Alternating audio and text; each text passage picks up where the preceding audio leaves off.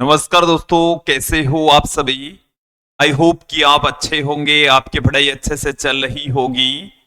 आज हम 12th के स्टूडेंट्स के लिए फिजिक्स से रिलेटेड वीडियो लेकर आए हैं। 12th में हमारा 12वां चैप्टर परमाणु एटम चल रहा है और इस चैप्टर में अब तक हमने विभिन्न परमाणु मॉडल जैसे थॉमसन का परमाणु मॉडल, रदरफोर्ड का परमाणु मॉडल, निल्स बोर का परमाणु मॉडल हमने देख लिया। और इन सब में से निल्स बोर का जो परमाणु मॉडल है वो सबसे सफल मॉडल रहा है। इसलिए हमने निल्स बोर के परमाणु मॉडल के कुछ अनुप्रयोग भी देखे कि नाभिक के चारों ओर चक्कर लगाने वाले इलेक्ट्रॉन की कक्षीय त्रिज्या कितनी होती है, उसका वेग कितना होता है, इलेक्ट्रॉन की वेलोसिटी कितनी होती है, मतलब उसकी कुल ऊर्जा कितनी होती है। ये विभिन्न व्यंजक हमने फाइंड आउट कर लिए, समझ लिए।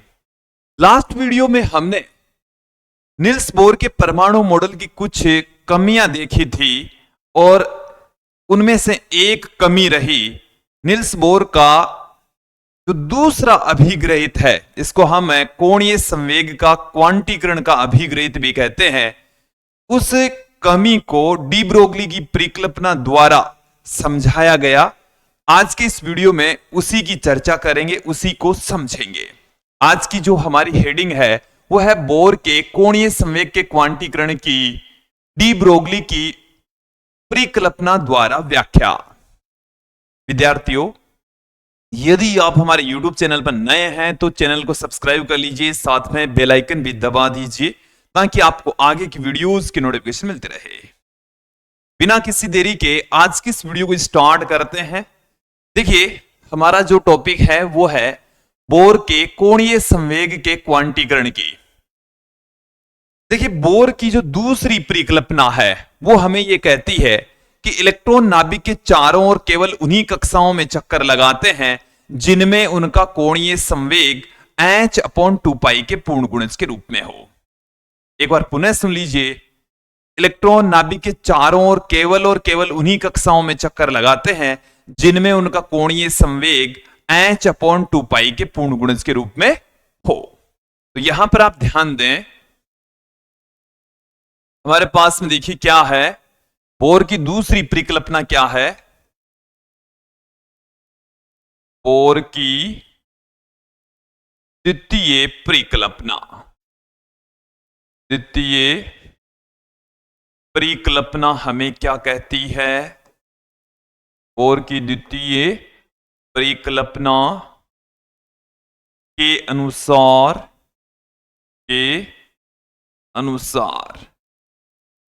इलेक्ट्रॉन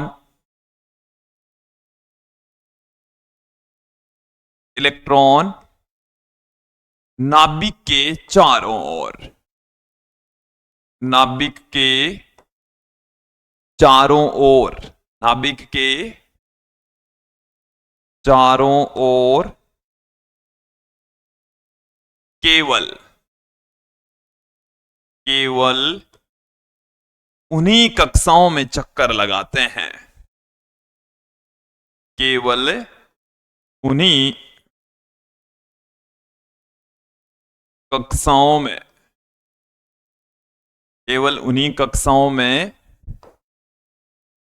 चक्कर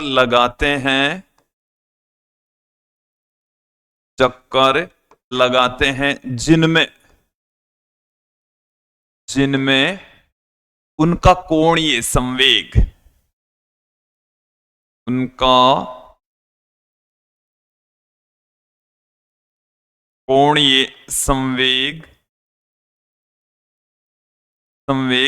h/2π के पूर्ण गुणज के रूप में हो, पूर्ण गुणज के रूप में हो, h/2π के पूर्ण गुणज के रूप में हो। तो देखिए, ये जो परिकल्पना है वो हमें ये कहती है कि जो इलेक्ट्रॉन है उसका कोणीय संवेग, जिसको हम L से लिखते हैं, L बराबर होता है mv/, और ये होता है h/2π के पूर्ण गुणज के।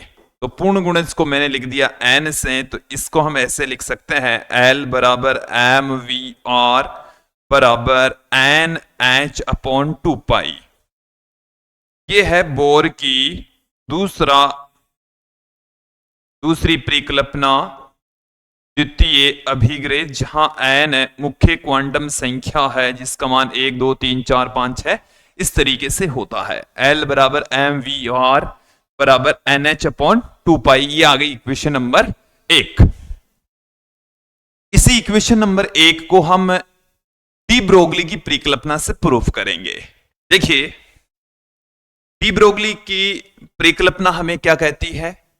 डी ब्रोगली ने यह कहा कि जिस तरीके से प्रकाश तरंग प्रकृति के साथ में कणीय प्रकृति प्रदर्शित करता है, ठीक उसी प्रकार से एक गतिशील द्रव्य कण भी कण के साथ में तरंगीय प्रकृति प्रदर्शित करेगा।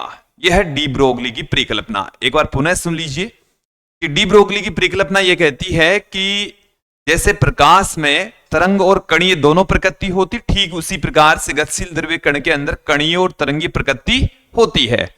और उन्होंने ये जो इलेक्ट्रॉन नाभिक के चारों ओर चक्कर लगाता है उसको एक अपरिगामी तरंग के रूप में माना। किसके रूप में माना? तो देखिए यहां पर मैं आपके सामने थोड़ा सा रख देता हूं। बोर क्या कहता है, डी ब्रोगली के बारे में बात करते हैं। डी ब्रोगली के अनुसार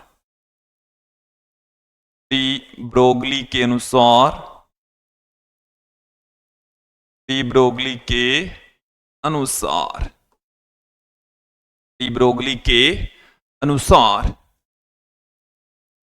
गतिशील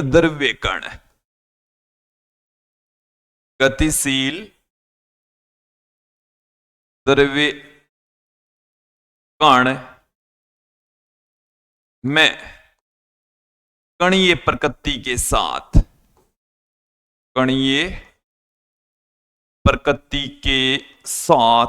तरंगीय प्रकृति भी होती है के साथ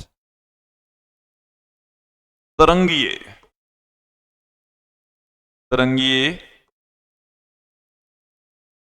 प्रकृति भी होती है। दोनों प्रकृति होगी। और देखो इन्होंने नाभिक के चारों ओर चक्कर लगाने वाले इलेक्ट्रॉन में ऐसा माना कि ये अपरिगामी तरंग के रूप में संचरित होता है, चक्कर लगाता है। देखिए डी ब्रोगली के अनुसार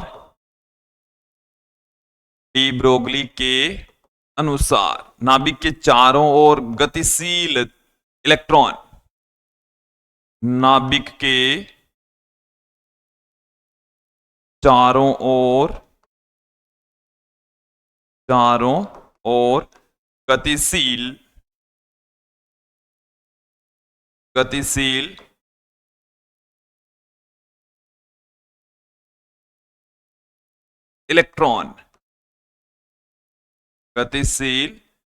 इलेक्ट्रॉन अपरिगामी तरंग के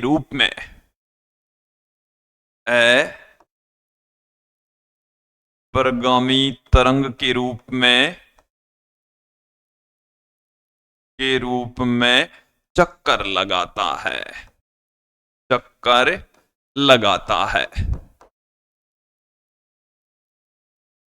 अब यहां पर आप इसको थोड़ा सा समझ लीजिए क्या है कहने का मतलब कि ये हमारे पास में है नाभिक, ये हमारे पास में क्या है, नाभिक है। और नाभिक के ऊपर हम जानते हैं कि धनावेश होता है। क्या होता है? धनावेश होता है। तो ये है धनावेश और ये मैं दिखा रहा हूं इलेक्ट्रॉन का जो पथ है वो वर्ताकार होता है। ठीक है। एक्चुअल में अब ये जो डी ब्रोगली हैं वो क्या कह रहे हैं, यहां से आप ध्यान देंगे।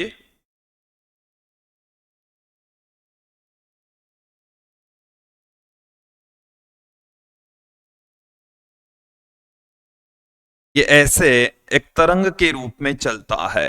इलेक्ट्रॉन किस रूप में चलेगा? ऐसे एक तरंग के रूप में चलेगा, ऐसे।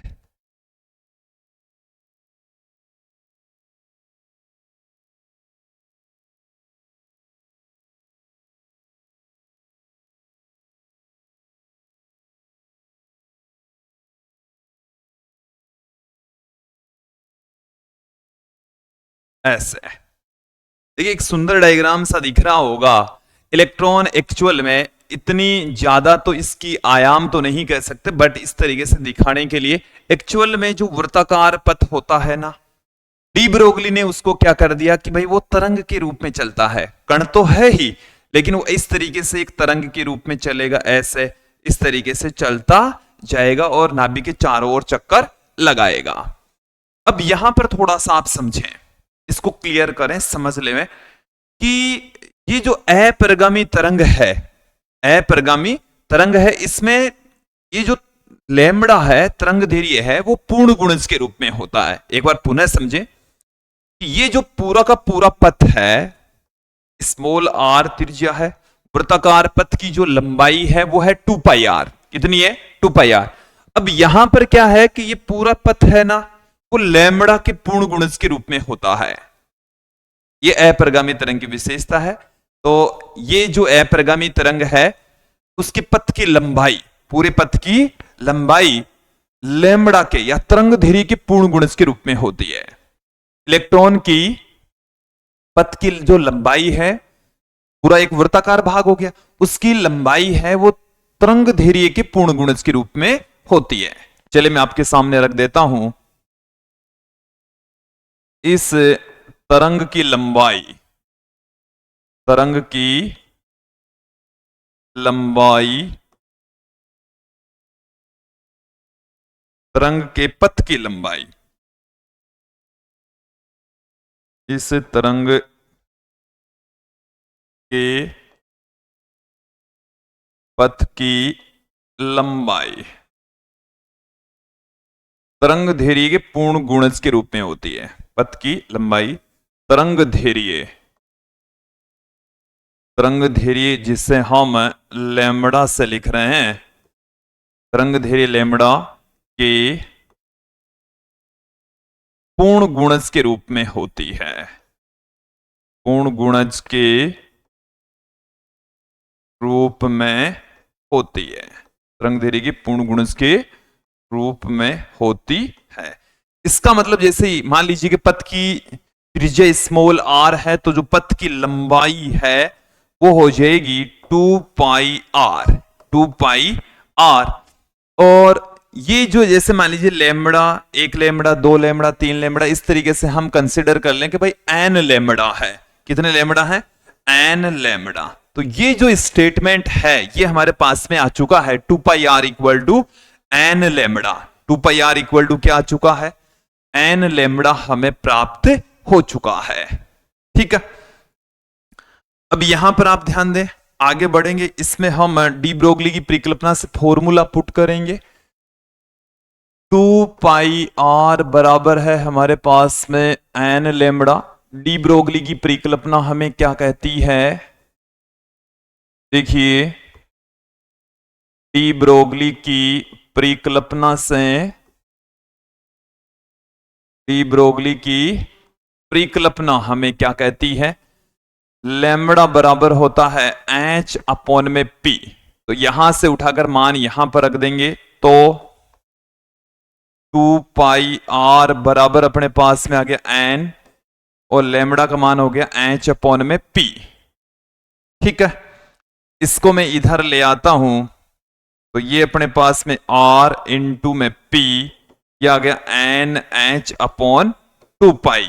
पी की जगह हम लिख सकते हैं एम इंटू वी, तो एम वी आर बराबर आ चुका है एन एच अपॉन में 2 पाई, एन एच अपॉन 2 पाई। और ये होता है कोणीय संवेग, तो एल बराबर अपने पास में आ गया एम वी आर बराबर एन एच अपॉन 2 पाई, एन एच अपॉन 2 पाई। तो ये हमें प्राप्त हो चुका है, एल बराबर एम वी आर बराबर एन एच अपॉन 2 पाई, ये हमें प्राप्त हो चुका है। ओके, तो ये इलेक्ट्रॉन का कोणीय संवेग आ चुका है, एल बराबर M V R N H upon 2 pi, de Broglie की परिकल्पना से आ गया है। और यही बोर की दूसरी परिकल्पना है। तो डी ब्रोगली की परिकल्पना की सहायता से हमने बोर की द्वितीय परिकल्पना या कोणीय संवेग के क्वांटीकरण को सिद्ध कर दिया। ये बोर मॉडल की जो एक कमी थी, उस कमी को यहां पर हमने दुरुस्त कर दिया है, क्लियर कर दिया है। तो विद्यार्थियों, ये था आज का हमारा वीडियो, आज का हमारा टॉपिक, और ये इस चैप्टर का अंतिम टॉपिक था। ये जो चैप्टर है वो समाप्त हो चुका है। अगले वीडियो से हम नेक्स्ट चैप्टर को स्टार्ट करने जा रहे हैं, नाभिक न्यूक्लियस। आज के लिए इतना ही। धन्यवाद दोस्तों।